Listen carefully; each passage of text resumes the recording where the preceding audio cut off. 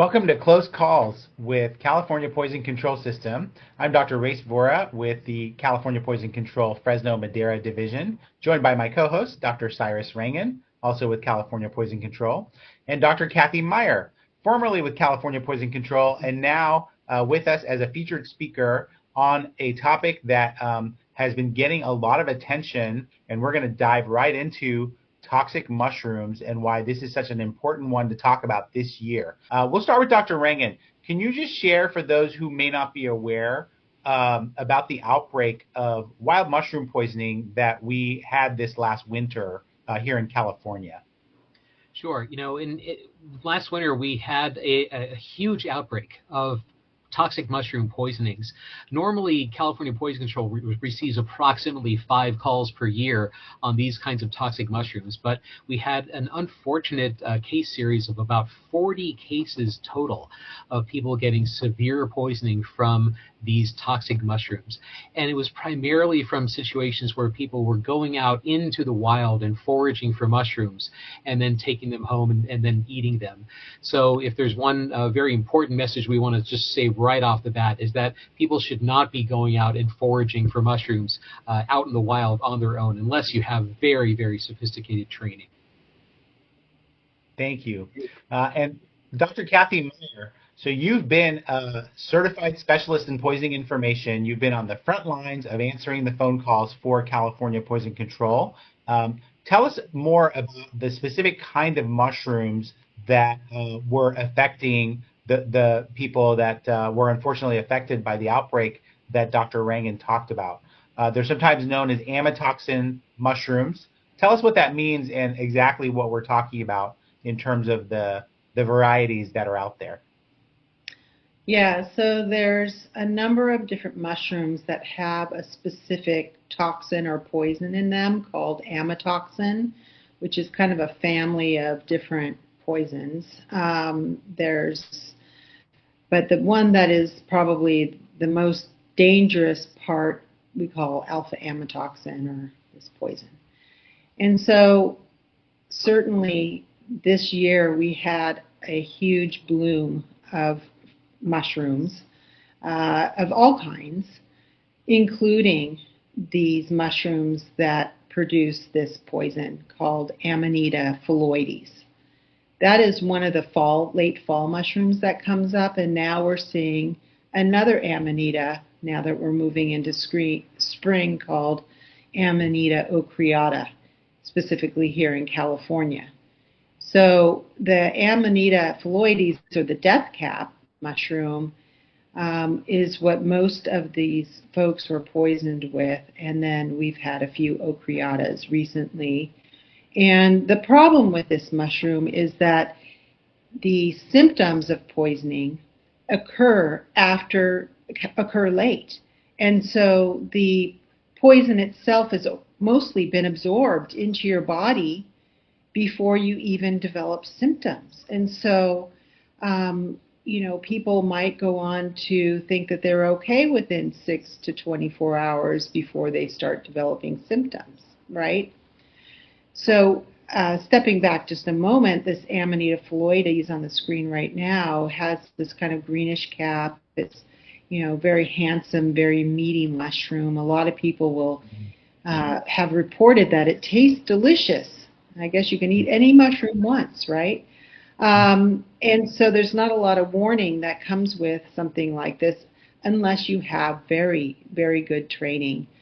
Local training, because this mushroom can resemble mushrooms that are safe in other parts of the world.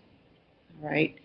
So when you come upon a mushroom, they're very interesting things. It's like, look at this mushroom. It's, growing up out of the ground. What is it? And that's a very good question. And it really does require local training over a very long period of time to learn these different mushrooms. One thing I would say is that this poison, this amatoxin poison, is present in these Amanita species, but also in some other species that grow here in California, including the Lepiota species, and in Galerina species. So those look very different than the amanitas that were that have caused most of the poisonings this season. That's great information. Walk us through, if someone does accidentally forage and then consume these amanita or amatoxin containing mushrooms. Walk us through what they're going to experience. Are they going to get sick right away, or what symptoms will they have, and what does that look like from the perspective of the patient and their families? Yeah, so the problem with these amatoxin mushrooms is that the symptoms occur later. So initially they make, people have commented, they taste delicious. So there's not a lot of warning signs there. And they'll wind up having no symptoms. But after about a delay of 6 to maybe 24 hours, they'll go on to develop some stomach upset and diarrhea. We call it a gastrointestinal phase. So some people might mistake this for general food poisoning, where you're vomiting and having diarrhea, and that may further delay treatment as this poison has been absorbed into your body and starts to cause damage. Now, the target organ is the liver.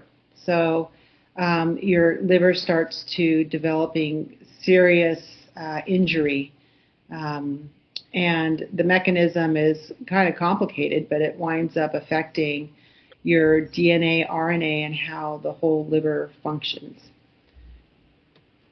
So after a period of time, the vomiting and the diarrhea actually improve. And usually people can actually have such bad vomiting and diarrhea, they can get dehydrated.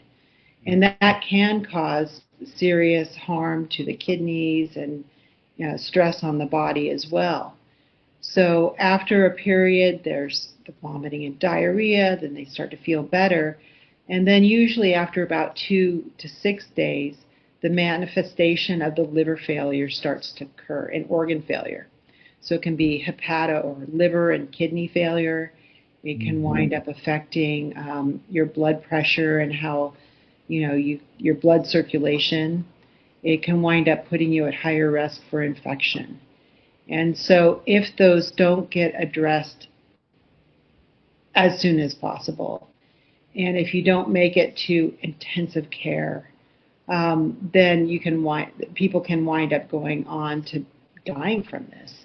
And usually that window starts at about 4 days, and depending on how good the supportive care is, it may be later. Now, it's important to know that the dose that causes poisoning is pretty small.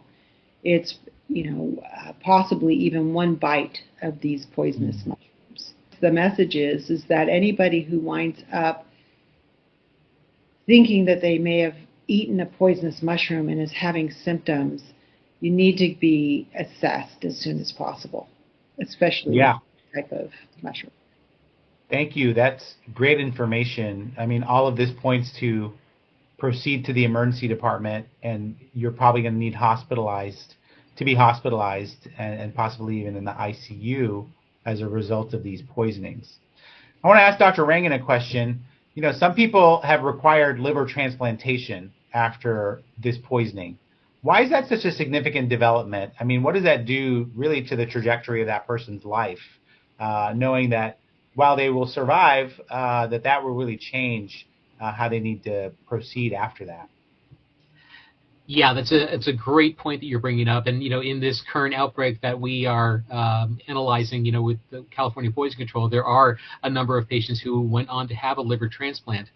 And a liver transplant is no small task when it comes to medical care.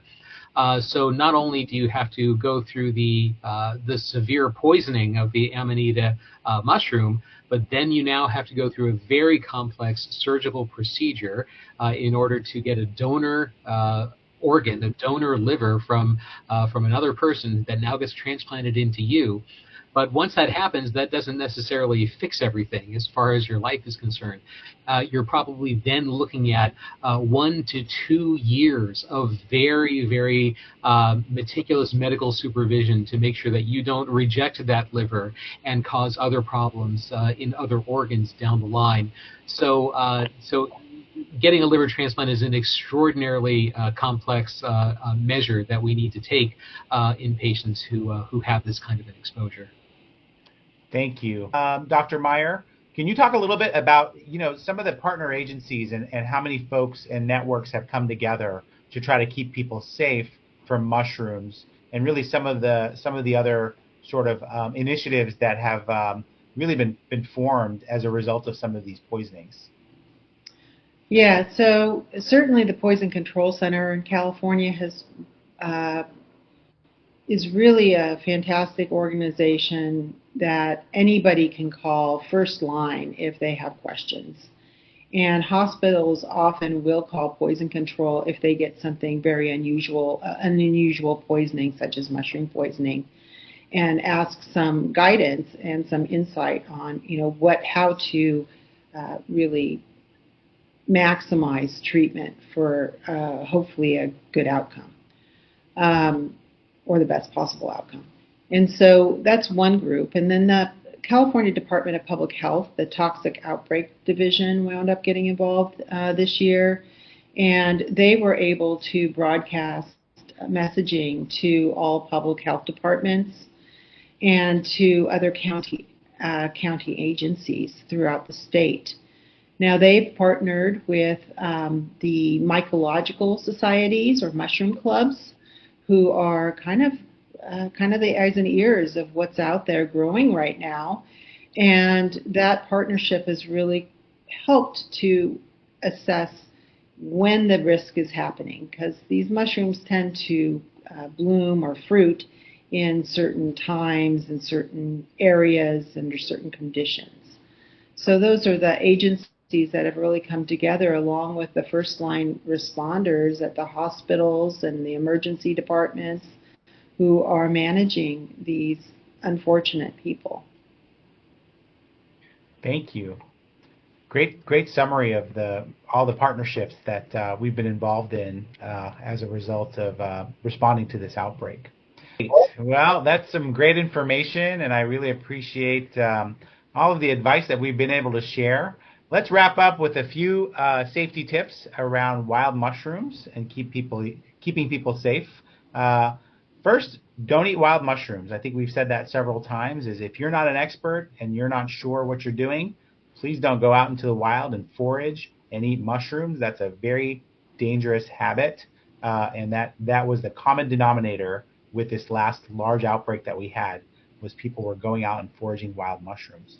Second safety tip is these mushrooms are out there right now, and they're fruiting very successfully because of all of the winter rains that we've had, and we can expect them to continue to be out there throughout the spring months. So just know that they're found all over California, down into Southern California in some cases. So just know that they're going to be found all over the state, and just be careful whenever you're out there, because they will be seen for the next few weeks to months. And third, I think we mentioned this as well, which is that they can look a lot like edible mushrooms, which is what gets people into trouble. So just remember, if you don't eat wild mushrooms, then you won't be in danger of mushroom poisoning. Really, we encourage people to go to farmers markets, grocery stores, other mushroom vendors where people have really taken that safety precaution to make sure that they're serving up and selling safe mushrooms, and that's the best way. If you need mushrooms in your dishes and your recipes, that's the best way to acquire mushrooms for your food. Lots more advice and information available on our 1-800 number, 1-800-222-1222, where poisoning poisoning prevention specialists like Dr. Meyer and Dr. Rangan are standing by to answer your questions 24 hours a day, 7 days a week. Please call us if we can answer any other questions that you have. And thanks for joining us. And thank you to my guests, Dr. Kathy Meyer and Dr. Cy Rangan, on this edition of Close Calls with California Poison Control System. Thank you.